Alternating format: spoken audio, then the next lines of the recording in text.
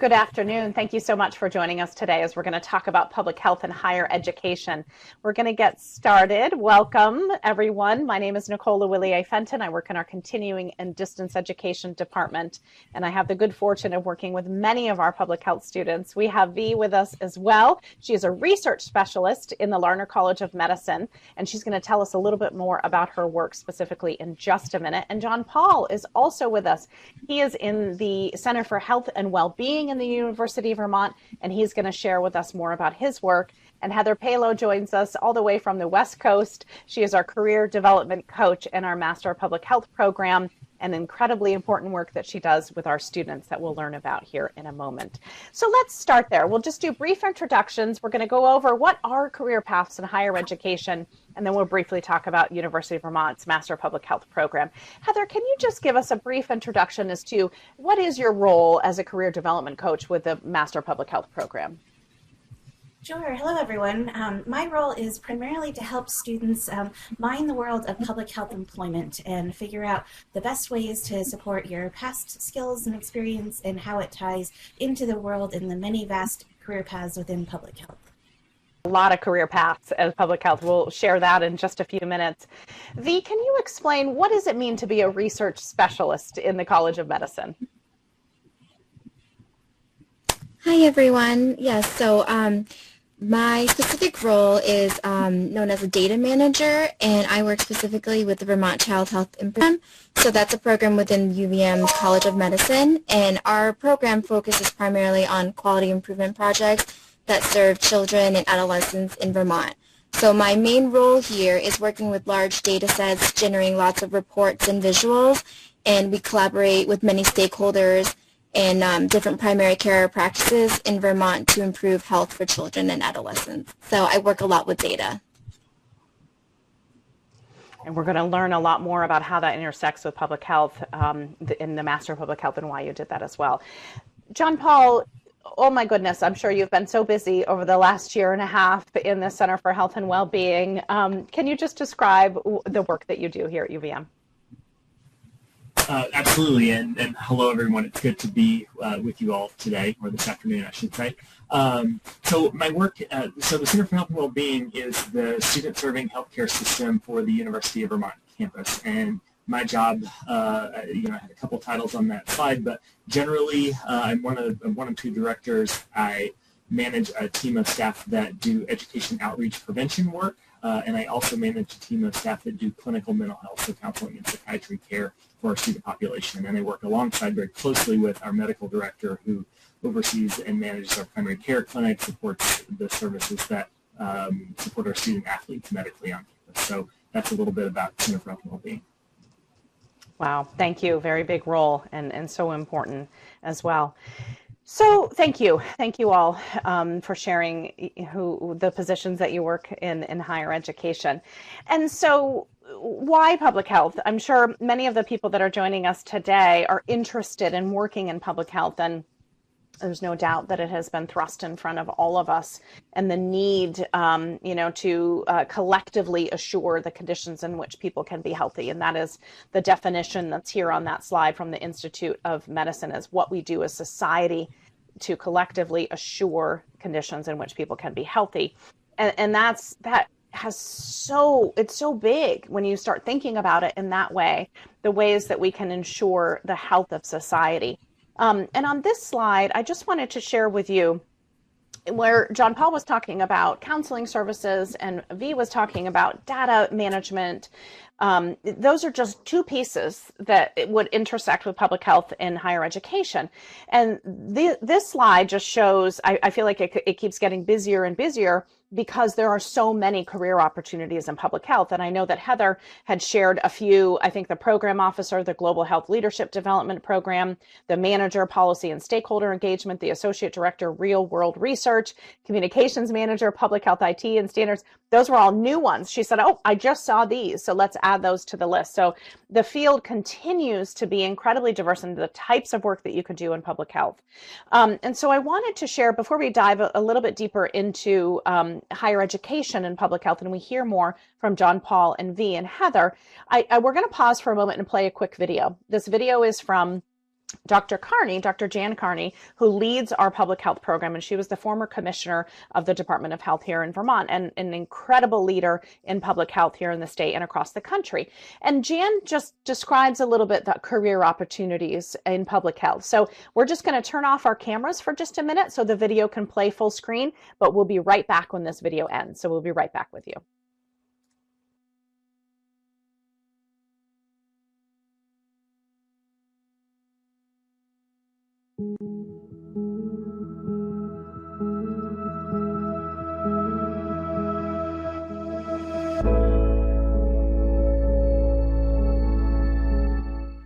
A degree in public health gives you tremendous potential and different opportunities to practice public health.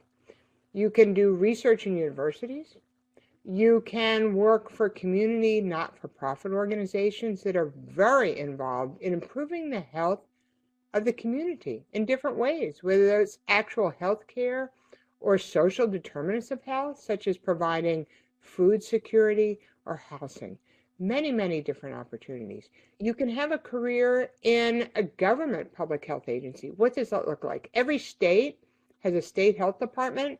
They have county and local health departments. There's a whole federal oversight through the CDC and other federal agencies involved in public health. You can work for any of those. And you can work in a variety of different topics. You can work in preventing infectious disease outbreaks, epidemiologists, the disease detectives. You can work to prevent chronic conditions. You can help people quit smoking. You can work on preventing environmental contamination and health harms from that. You can work to help people access health care and community and social services. There are so many different opportunities in public health depending on your area of interest.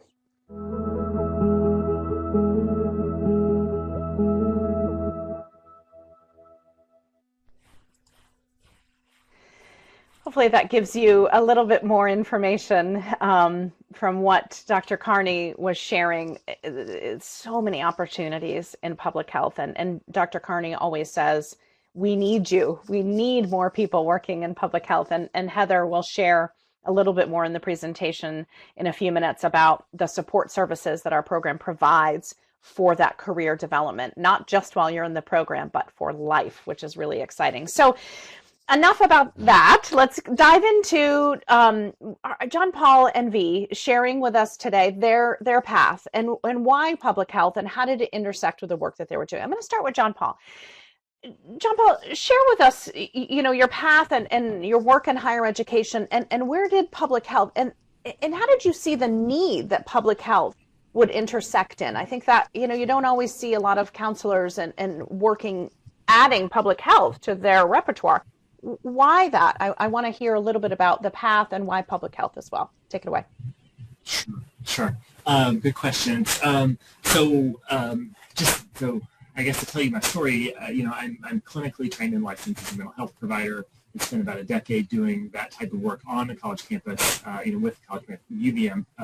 And prior to that, I worked in the nonprofit management world. And so, I have a journey where I feel like I'm continually exploring and evolving professionally. And so, after spending a number of years, working on the college campus and really seeing work that I felt like was, very much, either whether you call it pure public health or, public health adjacent, this approach is being applied to how we take care of the campus community. And after a number of years of doing clinical work, which is, very narrowly, focused on individual experiences and less on systemic work, I was really interested in sort of my own professional evolution because I saw that work happening. I saw folks in leadership, on campus doing that work, and wanted to really prepare myself for a next career evolution. And so, by virtue of this program, I was able to continue to work, in my previous role, and complete the program, in a slightly extended time frame, but I was certainly able to do it, and actually really evolved careers in the midst of the program. I had sort of, when I initially began my studies, I sort of assumed that I would begin to look for a public health type role when I completed the program, and somewhere midstream, we just had some staffing changes, as there often are, and a role opened up which allowed me to branch into more of an outreach capacity. The work that we specifically do, and when I say outreach for the Center for Health and Wellbeing, we're really focused on those those real concerns that are specific to this college student population. So heavily focused on substance misuse prevention, mental health promotion, awareness and literacy, sexual health, healthy relationships. So, very classic public health, focused areas. And there was an opportunity for me to slide into a role or to go through a search and find myself in more of a management leadership role. And I think those pieces have sort of continued to evolve for me, over the last couple of years. So I hope that answers your question. Please follow up if I'm not. Yeah, I know. I had lots of layered questions in there, but absolutely, I think that's and given the timing of the pandemic, I would imagine the experience that you had and the lens that you had from a public health perspective provided so much more value to the work that you were doing. Would you say that that's accurate? I would say absolutely. I'm, by virtue of the role that I sit on, I'm engaged in divisional leadership, within the student affairs. So, I report to the provost, to vice provost, as a broad swath of responsibility in terms of how do we house and take care of students? How do we respond to their medical needs? How are we communicating with students? About thinking in this pandemic context, how we take a public health approach to our student population has been critical in terms of taking care of our student population, both in terms of direct patient care, which we've done a good amount of, but also in that sort of communication, education, awareness focus too. Yeah, absolutely. Thank you for sharing that as well. I just wanted to also just let our participants know that if you have questions for John Paul, Envy, and Heather throughout the presentation, please do put them in the chat. We'll have plenty of time for that throughout the presentation as well. So thank you, John Paul. We'll come back to you in a few minutes. Your story is a little bit different, in a different path, and in a different field, but still in higher education in the College of Medicine. Walk us through your journey and where public health started to intersect into the work that you're doing. Yeah, of course. So my story is a little interesting. My background is in biochemistry and microbiology, so I did do my undergraduate studies at UVM. And right after our graduation, I was able to get a job in the research lab, and so I was doing research in an X-ray crystallography lab. And I was debating for a long time whether or not I wanted to pursue a career in medicine. And so just after thinking and exploring my options, I discovered the public health program, and it was kind of a mixture of research and the healthcare field together. So I took one of the new offerings that they had. At the time, it was one of the classes for zoonosis, and after taking that course, I kind of just discovered like a whole new field of medicine that I was not aware of before. And, I've heard of the public health program before, but I didn't know too much about it. But after taking the zoonosis course, it kind of opened up a lot of different paths for me. And while taking that course and diving a little more into the different courses that the public health had to offer, I discovered a knack for data. And so while I was able to kind of hone and perfect my skills in data, I've kind of tailored my career path towards data analysis and research. And so after taking the course and getting my degree, I was able to get a job that focused with data and do exactly what I wanted to do, and that I was had the skills in. So that's how I ended up at the data position that I am in right now. Yeah, I want to continue on that for just a second. When you're working in data, are you still seeing and applying things from a public health perspective? It was interesting to hear that, the pandemic, has just brought to light so many challenges in public health. And so that seems a natural fit with John Paul's role in outreach and wellness as well. And do you see that fitting in with data analysis as well in terms of public health? Yes, definitely. So the the good thing about getting a job in the data field is that you can kind of tailor it to your interests, and you can specialize in different projects. Whether you want to work in academia or if you want to work in industry, you can apply the skills that you've learned. And so for me, I wanted to focus more on research and quality improvement projects. So they're more realistic data sets that I'm working with, and I can actually see things change in real time and how it affects my community. So, you know, getting a job that is local here and focuses on quality improvement projects, I'm able to see and work on goals that our, you know, organization has and kind of see them to fruition, or need to see where we're lacking certain things. And it kind of focuses on everything that public health kind of had to offer, so you can kind of pick where you want to go. And so my interest lies in pediatrics and adolescents, so that's the route that I chose to go down for me. So interesting, you know, you think about when Dr. Carney, you know, talks about, you know, public health is looking at society as a whole and society's well-being and the opportunity. You know, John Paul's working more with the undergrad population, and then you have carved out, you know, the younger and adolescent population, and still in an academic, you know, environment. So it's interesting that you've had that opportunity. Yeah, thank you both for sharing that. Let's just pause for 1 second and let's continue down that path of just different career opportunities. And I want to hear from Heather in just a moment as well. This slide I pulled over from a presentation that Dr. Vicki Hart shared with us recently, and she is one of the full-time faculty in our program, and she is an epidemiologist. And as we all know, they've been dubbed disease detectives, and epidemiologist and epidemiology has been in the forefront.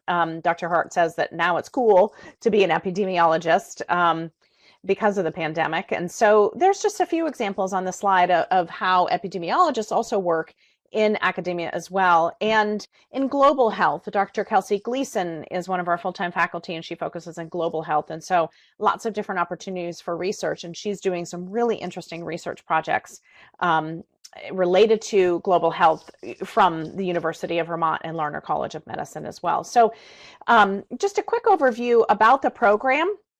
Our guests, if you're not familiar with the program, it is 100% online, and I know John Paul and V has a family as well. So you know, balancing that from John Paul talking about working full time and trying to complete a master's degree program, and V also having family responsibilities. It's a lot, but being online and asynchronistic certainly helps with that flexibility. And as I've mentioned, the program is housed in the Larner College of Medicine, where V actually works. That's where the program is housed as well. And it is CEPH accredited. And so sometimes that is very important for students when looking for that accreditation. So the other piece that we want to dive into a little bit more is with Heather. And Heather, you have worked with John Paul, you've worked with V, you work with all of our students. Explain to us, you know, when that work begins and it really never ends. So walk us through your portion of our public health program. Absolutely. As both of our alumni have alluded to, we have so many opportunities in the world of public health and the world of careers, and all of our students come from so many varied backgrounds, from just coming straight from undergrad into our program to being 20-year veterans in the public health environment and trying to figure out what they want to do next with career changes. And so that's where I come in. I do the orientation with all the students, so they get a chance to meet me right away, and I can understand where their career path is and where it's been and where they want to go next. And so right from the get-go, I have an idea of what are you thinking about? Where do you want to go? How can I support you in those endeavors? And then who in our faculty and who in our program can support you? So I can direct students to different people, to different research projects, to different internship projects. At the end of our program, toward the senior year, everyone does an applied practice experience, which is a very short mini internship experience in the hometown or the home location. Obviously with COVID, we're doing virtual activities right now, but the idea is that everyone can apply some of their learning in a volunteer situation. And so I talk with each of the students about that opportunity, and that's toward the senior year. And then as alumni, I'm also a resource as students transition to becoming a leaving a student setting, becoming a professional, or continuing their professional journey. Because if you've already been working in the field, but now you want to do something a little bit different, I can talk through all those different strategies. And so in higher education and public health, there's oftentimes the idea of a CV versus a resume, using LinkedIn versus using other job boards. There's so many different ways that we can think about careers, where we're going next. And so I have all of that information that I share with students at different times in their career journey and in their student journey, depending on where they are. And as our students can be part-time students and full-time students, sometimes that's an accelerated program and they're very quick to go from A to B to C, and other times it's a longer journey. So I want to talk with the students right away to share and figure out where we can support them in their processes as they go through it, and figure out where they want to be in their public health journey. Great, and I know how important that is. I hear that all the time from our students and our alumni, how important that connection is. And I just might ask our participants, Anne and Kaylin and Jillian and Crystal, if you feel comfortable, put in the chat, what career path are you looking for? Where is your interest in public health? What different opportunities are you exploring in terms of public health? We'd love to hear from you as well.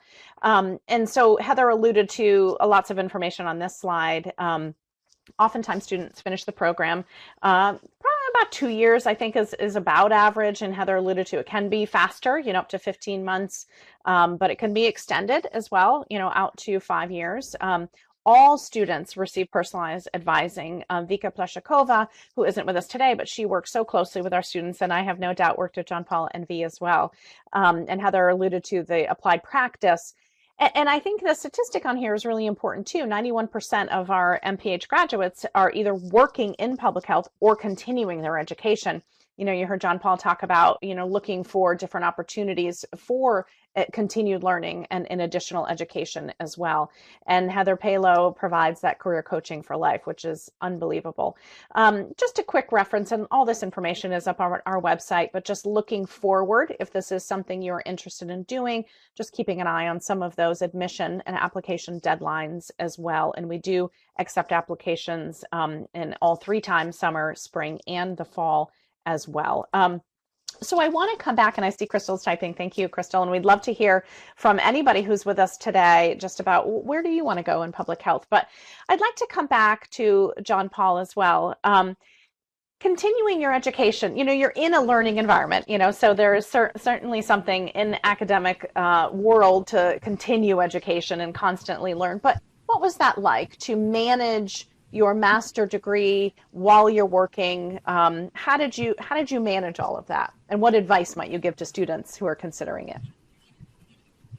Sure. That's a good question. I would say I manage it sometimes better than others. Not surprisingly, I think the benefit of having work that's also on an academic calendar and the flexible components of the program allowed me to think about, what would I do over the summer versus what would I do, during the academic semesters. I would say I don't know that I could have done it if it had not been asynchronous. Just knowing that I had a busy kind of daytime oriented, job schedule. And I know that, there were other folks in the program alongside me that were researchers and, had a different amount of flexibility, but I worked in a staffed clinic and had a pretty regular schedule, and so the asynchronous component really allowed me to to really segment my time around evenings and weekends and to work in concentrated ways. And for me, that really worked for me. I also was very motivated, and so when you take on something like that. There were things that I really wanted to get out of that ultimately, and so I was certainly motivated to put in that work, even when it was challenging.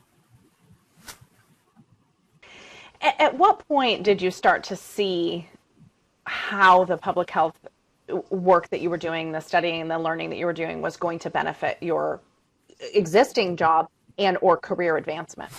I mean, even as a clinician, I felt like it changed my perspective immediately, because I think it's, like we touch upon the social ecological model in my, counseling studies. but in a much greater detail, as a public health student. And so, I think it began to really even, I think, strengthen, how I even thought about students as part of systems, even providing direct clinical care. So, in a lot of ways, it felt immediate, and I think by, midway through the program, I was already doing different roles or bringing, a piece of my role as a clinician had been related to running assessment of our services. And so that was just like, the side task that I had, and it, continued to evolve how I thought about it, how I managed and executed that process, and gradually, I think it gave me a skill set and an ability to speak a language that allowed me to just sort of insert myself into other conversations or to bring perspective into other conversations that would impact the student experience, whether that was the leaders in my own organization or leaders in the sort of broader student serving group, and so and I think very quickly I find myself in a role where I was, taking on tasks related to, what is our campus-wide approach to substance misuse prevention, and working on, on those teams, because, the university is, certainly, really concerned about student substance use, student mental health. There are, multidisciplinary groups that are working on these things, and I think my skill set and my knowledge helped me get into some of those places too. You raised that point too, in terms of, there was it was touched on in your education as a clinician, but it wasn't, public health lens wasn't the focus, and I think we hear that a lot of times from people who are on the path to medical school as well, MDs and DOs, and they often add an MPH in that glide year before they are applying or while they're applying to medical school. I just want, before I come to V with that same question, because I want to see, what point were you, things starting to really open up, that you're seeing things differently because of public health.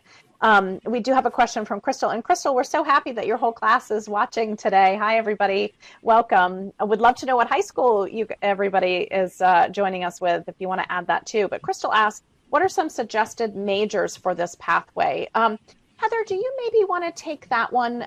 Just some examples of different majors that you have seen, because you talk to so many of our students. Could you give a little insight on that question for us? Absolutely. Students can come from all sorts of majors. There's really no set major that you have to be. Oftentimes there's students thinking about the sciences, thinking about the medical industry, thinking about what could I do if I did a bachelor's of science, a bachelor's of arts, if I even did communications, or there's all different backgrounds, global health majors, all different, V can say what major she was in. There's lots of different majors that people do. There is a bit of understanding around science, and if you don't have some of that background, you can take a class or two if you didn't have any of that in the major that you chose as an undergrad. But most classes have some basic, most majors have some basic math and science that they do. So you can certainly brush up a bit if you decided you didn't have enough before you did the master's degree program, and that's why we allow students to take some courses as continuing education students before they apply to the full master's program. So there's lots of different options if you feel like you need more before you come into the program. But as far as majors go, it's the whole gamut. But I think what people think about when they're thinking about public health is communications and sciences, and we have a ton of students who are even interested in like animal sciences, and we haven't talked much about the animal world today, but there's lots of different areas that students focus on, and as you mentioned, add the public health lens. Yeah, absolutely. I've seen many a list of different majors, from anthropology that you might be interested in, political science that you might be interested in, biology, and we hear from V about her background as well. So I think it really, going into public health, there's so many different perspectives and so many different careers. So it's almost, I wouldn't say easy, but you can see a natural transition from your career, your major, into something in public health. I want to ask this question from Kaylin, and hopefully V, you've had a chance to take a quick look at it. Kaylin is saying, don't have a clinical background. V, I'm curious if you work with others or your team and colleagues in adolescent health who may have more of liberal arts education background or youth development, not necessarily the clinical piece. Any thoughts on that? Hi, Kaylin. Thanks for your question. That is definitely yes for me. So our team that I work with, we're very diverse in our backgrounds. So not everyone has a clinical background. I myself don't really have a clinical background.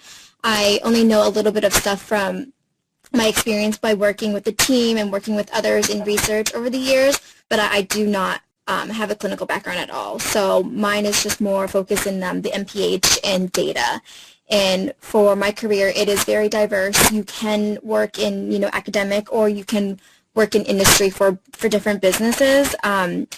So what I would like to say about myself is more of, I wouldn't really call myself a biostatistician, but I could also develop those skills and apply for a job in biostatisticians if I wanted to. And also at the same time, if I wanted to expand on my career and kind of go down the epidemiology route, I could as well and get more clinical background that way. So it's definitely very versatile if you are interested in the data analysis part of public health. But my undergrad was in biochemistry and microbiology, so I did a double majors when I went to school. Awesome. Thank you. And thank you so much for those questions. Just wanted to, you're welcome. No problem. Thank you for your question. And Crystal, if there's any other questions from the students in the class, what a great opportunity to share this information as a class. So thank you for thinking of that. John Paul, I might come back to you for just 1 minute as we kind of close out here. You work with so many different students. I think about the undergrad population, and I know that our accelerated Master of Public Health has really grown in popularity. So here's something else to consider, our high school students, is that at the University of Vermont, you can start your master's in public health your junior year in college. So you can, within 5 years, add your bachelor's and your master's. Bachelor can vary in terms of the major. Have you seen more in the undergrad population seeing public health as a value, maybe because of the pandemic, or is there a renewed interest in public health from the population you work with a lot?